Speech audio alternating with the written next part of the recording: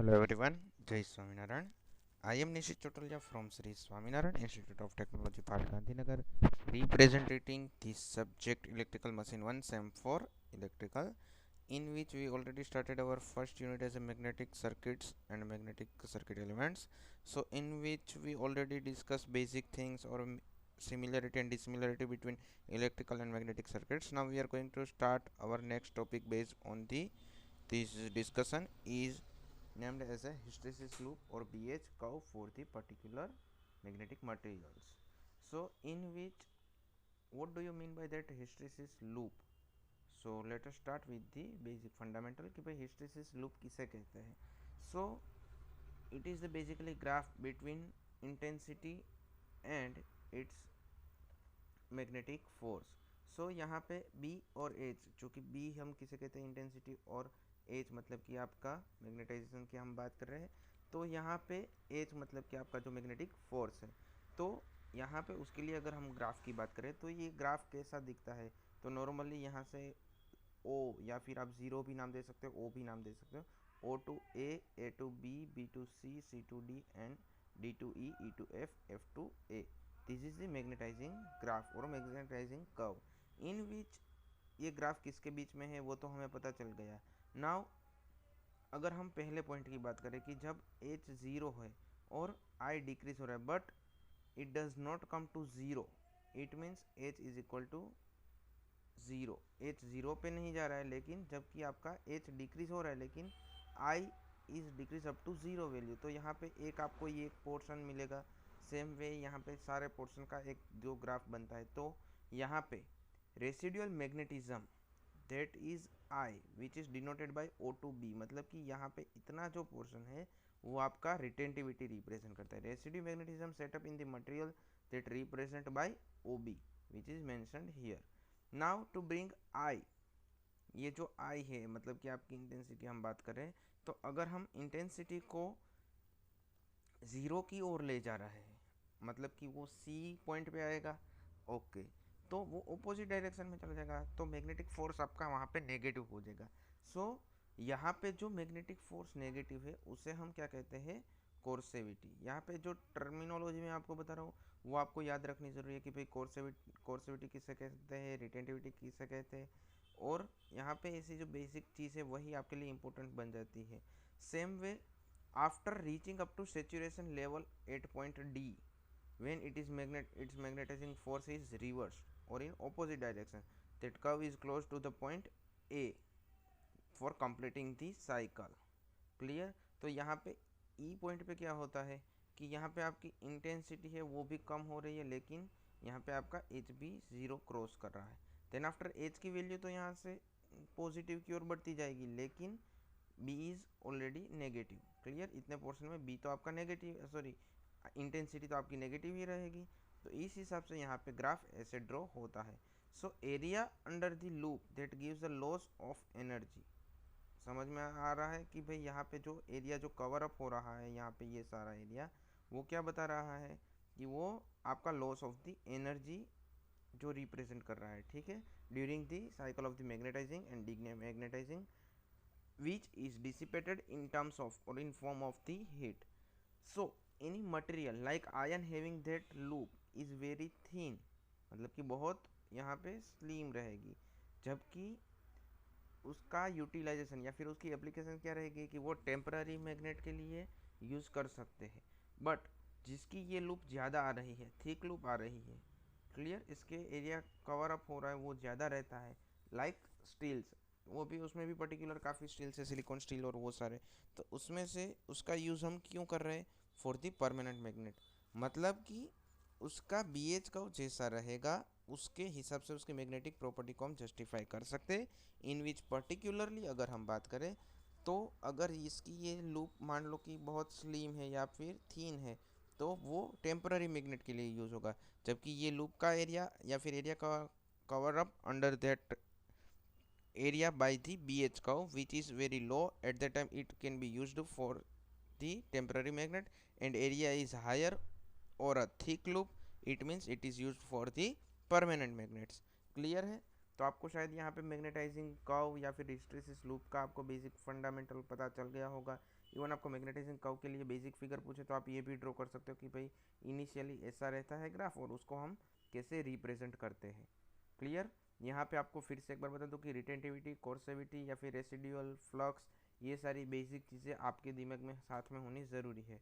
ये 3 to 4 mark question के form में भी पूछ सकते हैं। इवन अगर एग्जामिनर को आपको ये पेपर थोड़ा टफ बना है तो ये 7 मार्क, सॉरी इजी बनाना है तो ये 7 मार्क के लिए भी आईएमपी क्वेश्चन बन जाता है। ठीक है, तो यहाँ पे हमारा ये जो टॉपिक है हिस्टैरिसीस लूप का वो कंप्लीट होता है। ठीक है, okay. Now next topic which is hard magnet and soft magnet. तो यहाँ पे उसके लिए मैं कुछ आपको बेसिक डिफरेंस आपको बताया, क्योंकि ये इंडिविजुअल क्वेश्चन अगर देखें तो 3 to 4 mark question individual 7 mark के लिए भी पूछ सकते हैं। तो उन दोनों को मैंने डिफरेंस के फॉर्म में ही याद करवाया कि भाई आपको exam point of view easy हो जाए और आपको याद रखने में भी ईजी रहे। ठीक है, तो हमारा पहला पार्ट है कि भाई हार्ड मैग्नेट के लिए और सॉफ्ट मैग्नेट के लिए क्या रहेगा। तो हार्ड मैग्नेट के लिए अगर मैं बताऊँ को, तो यहाँ पे मेरा materials that retain their magnetism even after the difficult to demagnetizing, these are called as a hard magnet। मतलब कि अगर आप यहाँ पे मैग्नेटिज्म एक बार आप अप्लाई करने के बाद छोड़ देते हो फिर भी वो रिटेन कर पाता है तो वो हार्ड मैग्नेट होता है।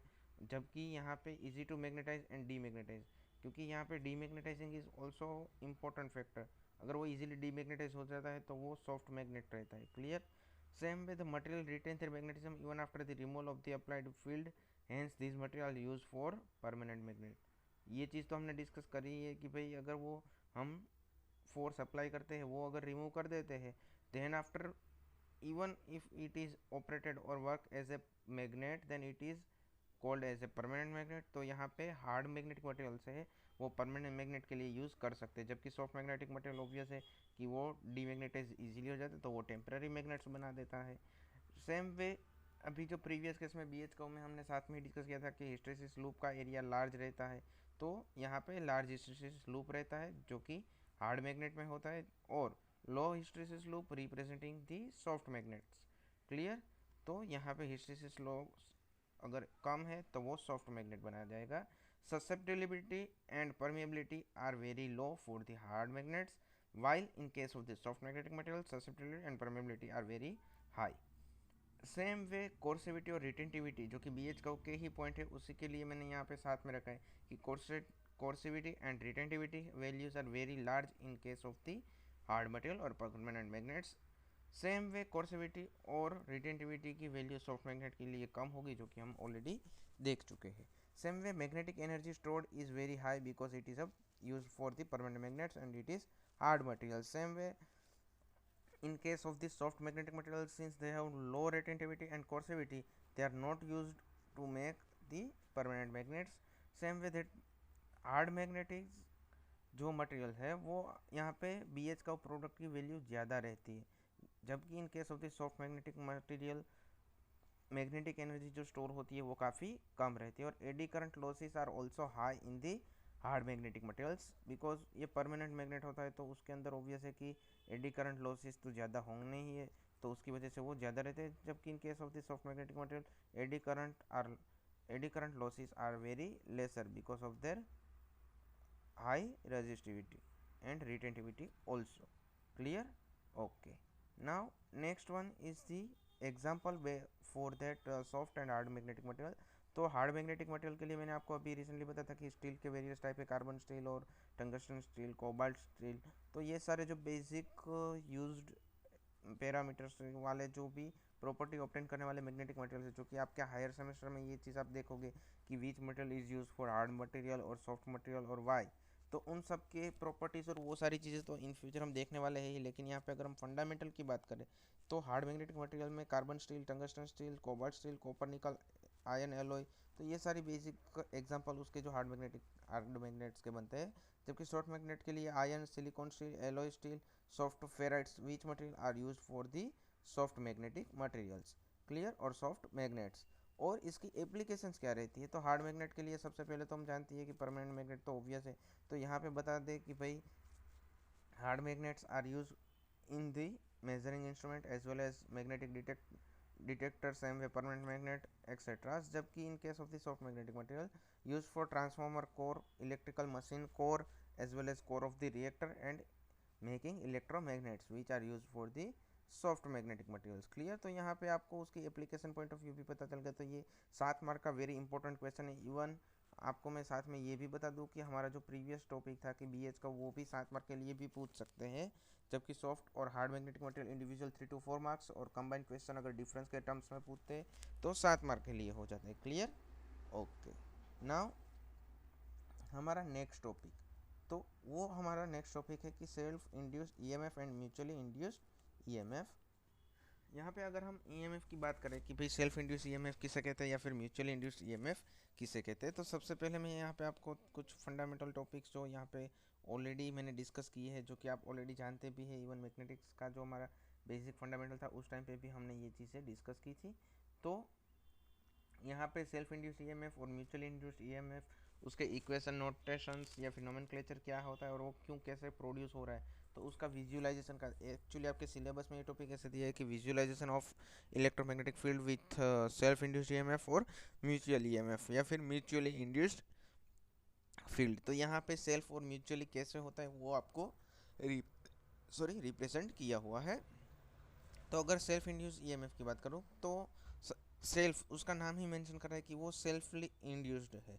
तो मतलब कि जो ईएमएफ या फिर अगर EMF is induced in the coil due to change of flux link with the changing of that current that flow from that coil is called as a self induced EMF. मतलब कि अगर कोई आपके पास coil है, उसके अंदर से flux का लिंकेज है, तो अगर उसमें कुछ वेरिएशन आ रहा है तो ईएमएफ प्रोड्यूस हो रहा है, because d∅dt which will cause for the EMF. So यहाँ पे सेल्फ इंड्यूस ईएमएफ बन जाता है। जबकि म्यूचुअल ईएमएफ के लिए अगर मैं बात करूँ कि भाई when a second coil which is brought nearer to the coil producing the changing of that flux, that EMF will also be induced in that second coil also, which is due to the change of the current in that first coil, so it is known as a mutually induced EMF। तो आपको यहाँ पे transformer का basic fundamental याद आता होगा कि भाई सर ट्रांसफार्मर है म्यूचुअली इंड्यूस्ड ईएमएफ के प्रिंसिपल पे ही काम करता है, और ऑब्वियसली आप राइट भी हो क्योंकि हम जानते हैं कि ट्रांसफार्मर का बेसिक फंडामेंटल ही वही है। और उसी के लिए अगर हम बात करें कि अगर मैं यहाँ पे सिर्फ एक कोयल की बात कर रहा होता, यहाँ पे कोयल 2 होती ही नहीं, तो यहाँ पे क्या होता कि इसके अंदर कुछ ईएमएफ है और उसकी वजह से यहाँ पे फ्लक्स लिंक हो रहा है, तो ये सिर्फ इतना पार्ट होता अगर, तो ये आपका सेल्फ ईएमएफ का हो जाता, सेल्फ इंड्यूस्ड ईएमएफ का।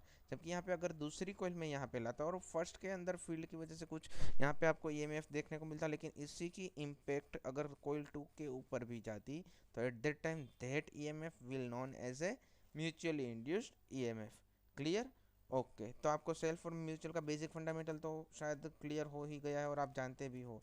सेम वे उसका इक्वेशन अगर देखें तो नेगेटिव एंड d∅dt, यहाँ पे नेगेटिव साइन जो कि लेंस लो रिप्रेजेंट करती है, नंबर ऑफ टर्न्स, d∅dt मतलब कि rate of flux with respect to time या फिर rate of change of flux. यहाँ पे इसी के साथ ही सेल्फ और म्यूचुअल ईएमएफ के लिए अगर बेसिक में आपको फिर से थोड़े कुछ इक्वेशन के टर्म्स में बताया है, ताकि कोई एमसीक्यू अगर आपको पूछते हैं based on that self induce coil, तो यहाँ पे E is equal to negative and d∅dt और flux phi is equal to B into A, जो कि B is equal to mu into H और एरिया है। तो यहाँ पे म्यू एच को हम कैसे डिनोट कर सकते हैं, number of turns into current divide by its length of that conductor or a coil, so mu Na by L into I, which is equation for the flux। clear।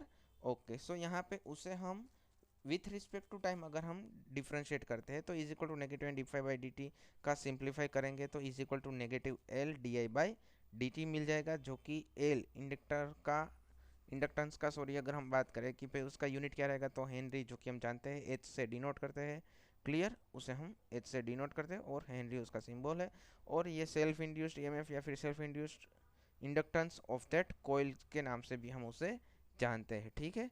Okay, तो ये बात हुई basic about that self induced EMF. Same way यहाँ पे कुछ अलग और fundamental बताओ कि एल का इक्वेशन एंड d∅dt तक तो हमने डिराइव कर लिया था, और d∅dt को अगर हम phi/a से डिनोट करें तो L is equal to n∅/i, और उसका equation n² divide by mu है, जो कि n² डिवाइड बाई रिलक्टेंस होगा। जबकि रिलक्टेंस का इक्वेशन क्या होता है कि L divide by mu into A. तो यहाँ पे सिर्फ आपको इक्वेशन याद रखना है, वैसे इसकी कोई ज़रूरत नहीं है, लेकिन मैंने आपको फंडामेंटली अगर आपको रिवाइज करवाना चाहो तो आप याद करो या ना करो, उनसे अच्छा है कि बेटर है कि मैं यहीं पे आपको साथ में ही डिस्कशन करवा दूँ, ताकि आपको पुराने फंडामेंटल जो याद नहीं है वो भी रिवाइज हो जाए। ठीक है, तो यहाँ पे सिर्फ ये दोनों इक्वेशन ही आपके लिए इंपॉर्टेंट बनते हैं। सेम वे अगर हमारा नेक्स्ट फंडामेंटल देखें कि म्यूचुअल इंडक्टेंस का विजुअलाइजेशन की बात करें, तो यहाँ पर भी वही चीज़ थी जो हमने प्रीवियस केस में बताई थी कि भाई कोइल 1 कोइल 2 पहले की वजह से दूसरे के ऊपर, दूसरे की वजह से पहले के ऊपर जो इफेक्ट आती है वो म्यूचुअल इंडक्टेंस कहते हैं, उसको हम एम से डिनोट करते हैं, जो कि म्यूचुअल के नाम से डिनोट होता है। इक्वेशन की बात करें तो E is equal to N two K one into D five by D T, जबकि five is equal to M M F by reluctance, जो कि प्रीवियस केस में भी वही डिराइव किया था, और E T is equal to M D I by D T, जो कि m is a mutual inductance constant है। और उसका इक्वेशन क्या बनता है, k1 n1 n2 mu upon a1 sorry mu into a1 divide by l1। तो ये इक्वेशन आपका mutual inductance between that two coils.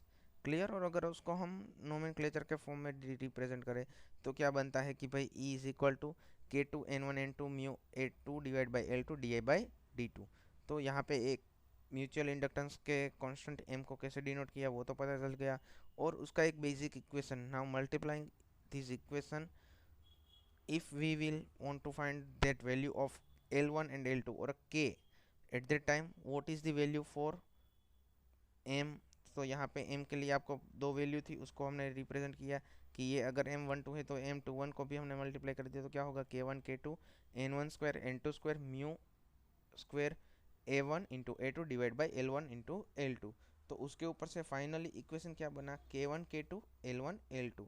तो M square is equal to under root K1 K2 under root L1 L2, जो कि यहाँ पे K1 और K2 same है, तो उसकी वजह से ये under root K1 square is equal to K under root of L1 into L2, मतलब कि mutual inductance M is equal to K under root of L1 L2। Clear. जबकि यहाँ पे K को हमने K1 K2 का स्क्वायर के form में भी लिख सकते हैं, और in between K1 into K2 भी लिख सकते हैं। ठीक है, तो यहाँ पे ये इक्वेशन भी आपको MCQ या फिर शॉर्ट क्वेश्चन या फिर बेसिक न्यूमेरिकल के लिए इंपॉर्टेंट बन जाता है। ठीक है, ओके। नाउ वही चीज़ अभी हमने यहाँ पे बताया कि भाई इंडक्टेंस की बात करी थी कि भाई एक कंडक्टर के लिए अगर हम बात करें तो भी ये चीज़ कैसे होती है, तो यहाँ पे क्यूमुलेटिवली और डिफरेंशियली कैसे कनेक्ट कर सकते हैं वही चीज़ बताया। और इक्वेशन क्या है, L D five by D T, जो कि E1 is equal to negative L1 और E2 is equal to negative L2। Same way अगर उसका म्यूचुअल की बात करें तो E12 is equal to negative M D I by D T, जो कि एम का नोमेनक्लेचर M12 का मतलब क्या होगा कि EMF that induced due to 1 on 2, या फिर उसे अब अलग हम टर्म्स में बात करें, क्योंकि ये हमने मैग्नेटिक्स का जो पोर्शन हमने नेटवर्क्स में देखा था तब भी मैंने ये चीज़ आपको बताई थी कि M12 मतलब कि EMF ऑन 2 ड्यू टू 1। ये हमारे फंडामेंटल ऑलरेडी मैंने पहले भी पढ़ाया है, तो आपको शायद यहाँ पे याद होगा M12 मतलब EMF on 2 due to 1। Clear. तो यहाँ पे E12 मतलब M12 यहाँ पे कांस्टेंट रहेगा, और वो क्यों आता है वो आपको समझ आ चुका है। और EMF equation is equal to E is equal to negative L E D I by D T. Clear, okay. तो यहाँ पे साथ में ही मैं एक और चीज़ आपको बताना चाहूँगा कि म्यूचुअल और सेल्फ EMF के कॉन्स्टेंट्स को अगर मैं रिप्रेजेंट करूँ तो E that should be denoted by L is equal to L1 plus L2 plus 2M। अगर वो डिफरेंशियली कम कनेक्टेड रहते हैं तो L1 plus L2 minus 2M, क्योंकि वहाँ पे म्यूचुअल वाला पार्ट नेगेटिव हो जाता इन case of differentially connected network. और अगर हम दोनों इक्वेशन का बेसिक डिफरेंस देखें तो क्या रहेगा कि L1 plus L2 plus 2M इन क्यूमुलेटिव कंपाउंड, और डिफरेंशियली कनेक्टेड के लिए देखें तो L1 plus L2 minus 2M। Clear. So dot convention use for M di by dt, तो हम ये तो जानते ही है। और if we are using that dot convention it will not be required to know the way of the coil have been actually wound, because वो हमने एग्जांपल्स ऑलरेडी देख चुके हैं इन नेटवर्क या फिर सर्किट एनालिसिस के अंदर। क्लियर। तो आपको शायद यहाँ पे ये बेसिक चीज़ें पता चल चुकी है। इसके जो टॉपिक हमने डिस्कस किए उसके अकॉर्डिंग अगर मैं एग्जांपल आपको बताऊँ कि total inductance of two coil are in series cumulative है 1.6 हेनरी एंड डिफरेंशियली कनेक्टेड है 0.04 Henry. The self inductance of that one coil is 0.6. Then find the mutual inductance and coupling coefficients. तो उसके लिए आपको मैं बताऊं कि टोटल इंडक्टेंस अगर सीरीज क्यूमुलेटिवली बताया तो मतलब क्या हुआ, L1 plus L2 plus 2M जो कि 1.6 था, और डिफरेंशियली का वैल्यू क्या हुआ 0.4। क्लियर। तो L1 plus L2 minus 2M is equal to 0.4। तो यहाँ पे M की वैल्यू क्या रहेगी 0.3, L1 की वैल्यू रहेगी 0.6, तो उसके ऊपर से आपको L2 की वैल्यू भी मिल जाएगी जो कि 0.4। क्लियर। तो यहाँ पे इन दोनों इक्वेशन को आप इजीली सॉल्व कर सकते हो। तो M, L1 और L2 आपके पास ऑलरेडी मिल चुके हैं। नाउ हमें पूछा क्या है कि भाई म्यूचुअल इंडक्टेंस, तो वो तो आपको ऑलरेडी यहाँ पे मिल गया कि भाई M की वैल्यू क्या हुई, और कपलिंग कोफिशिएंट जो कि K से डिनोट होता है, तो उसका इक्वेशन क्या होता है M is equal to K under root of L1 into L2। तो यहाँ पे L1 और L2 ऑलरेडी हमारे पास थे, म्यूचुअल इंडक्टेंस M की वैल्यू भी हमें मिल गई, तो K is equal to M under root of L1 L2, M की वैल्यू थी 0.3 अंडर रूट ऑफ 0.6 इंटू 0.4 मतलब कि 0.24। तो यहाँ पे 0.3 divide by under root of 0.24 is equal to 0.612। आप यहाँ पे कैलकुलेटर से भी ये वैल्यू फाइंड कर सकते हैं। क्लियर। तो यहाँ पे आपको मैग्नेटिक्स के लिए जो हमने बेसिक फंडामेंटल अभी डिस्कस किए सेल्फ और म्यूचुअल इंड्यूस्ड ईएमएफ के लिए, तो वो आपको शायद समझ में आ चुके होंगे। इसके अलावा मैं आपको एक चीज़ बताना चाहूँगा कि हमारे सिलेबस के हिसाब से काफ़ी टॉपिक्स इसके फर्स्ट और सेकंड यूनिट के कवर हो चुके, क्योंकि ये सेल्फ और इंड्यूस्ड ईएमएफ का जो फंडामेंटल है वो आपको फर्स्ट यूनिट में आता है, जबकि बीएच का वाला टॉपिक है वो आपके सेकंड यूनिट में आता है। मैग्नेटिक मटेरियल का टॉपिक भी, जो कि हमने बताया कि सॉफ्ट और हार्ड मैग्नेटिक मटेरियल्स है, तो वो भी आपके सेकंड यूनिट के अंदर आता है। तो यहाँ पे combinedly first and second unit को मैंने साथ में ही रखा है ताकि आपको सिलेबस इजीली याद रखना इजी हो जाए और पूरी एक सीक्वेंस फॉलो हो, इसलिए मैंने थोड़ा उसमें पैटर्न चेंज किया है। तो आपको शायद उसमें वरी करने की ज़रूरत नहीं कि सर ये फर्स्ट यूनिट का पार्ट है या फिर सेकंड यूनिट का, लेकिन मैंने सिर्फ आपको एक सीक्वेंस प्रॉपर फॉलो करने के लिए टॉपिक को अपने हिसाब से अरेंज किया ताकि आपको इजीली समझ में आ सके। ठीक है। तो आज के लिए हमने शायद काफ़ी टॉपिक्स डिस्कस कर लिए हैं, तो उसके अंदर कौन कौन से टॉपिक अभी डिस्कस किया उसको मैं एक बार फिर से रिवाइज करवाऊँ। तो उसमें हम देखें कि सबसे पहले बीएच का जो कि 7 मार्क का question, even 3 to 4 mark question, same way soft and hard magnetic material और उसकी एप्लीकेशन के साथ अगर पूछते हैं तो 3 to 4 मार्क इंडिविजुअल क्वेश्चन, और difference is 7 mark question. Next one is the self induced EMF, mutual induced EMF, coefficient of coupling और numerical based on this topic. तो यहाँ पे ये टॉपिक भी आपके लिए काफ़ी इंपॉर्टेंट बन जाता है कि भाई इसके अंदर आपको न्यूमेरिकल कैसे दे सकते हैं, इवन ये क्वेश्चन आपको एमसीक्यू के फॉर्म में भी पूछ सकते हैं अगर। और यहाँ पे कुछ टॉपिक ऐसे थे कि भाई उसके कांस्टेंट की वैल्यू क्या रहती है, या फिर अगर वो आपको दे मतलब पूछे कि भाई सीरीज क्यूमुलेटिवली कनेक्टेड है या फिर डिफरेंशियली कनेक्टेड है, तो उसके लिए इक्वेशन क्या बनते हैं, तो वहाँ पे आपको छोटे छोटे पॉइंट्स को भी अच्छे से याद रखने ज़रूरी बन जाते हैं। तो आज के लिए शायद इतना काफ़ी है। हमारा नेक्स्ट सेशन जो रहेगा उसके अंदर हम मैग्नेटिक के जो लॉ है, basic laws regarding the electromagnetism, जैसे कि Ampere circuital law, Biot Savart's law, जो कि फेराडेज लॉ तो ऑलरेडी हम पढ़ चुके हैं, तो ये बेसिक लॉ है उसको हम डिस्कस करेंगे। तो शायद मेरे हिसाब से फर्स्ट और सेकंड यूनिट के काफ़ी फंडामेंटल कवर अप हो जाएंगे, और उसके बाद इलेक्ट्रो मैकेनिकल एनर्जी कन्वर्जन का एक दो प्रिंसिपल है, तो उसे भी हम साथ में शायद लेने की ट्राई करेंगे ताकि आपका ये पूरा पोर्शन जो कि मैग्नेटिक सर्किट्स का है वो फर्स्ट और सेकंड यूनिट का वो इजीली कंबाइन हो जाए। सो शायद यहाँ पे आपको कोई डाउट नहीं है, और आपको मैं सजेस्ट करना चाहूँगा कि इसके बेस्ड कुछ न्यूमेरिकल भी आप अपने हिसाब से देख ले, तो आपको शायद अच्छे से आप समझ पाए कि जो अभी तक हमने डिस्कस किया है उसको हम कैसे जस्टिफाई कर सके। ठीक है। टिल देन अगर आपको कोई क्वेरी तो पूछ सकते हैं। Have a nice day. Thank you. जय हिंद, जय भारत, जय स्वामीनारायण।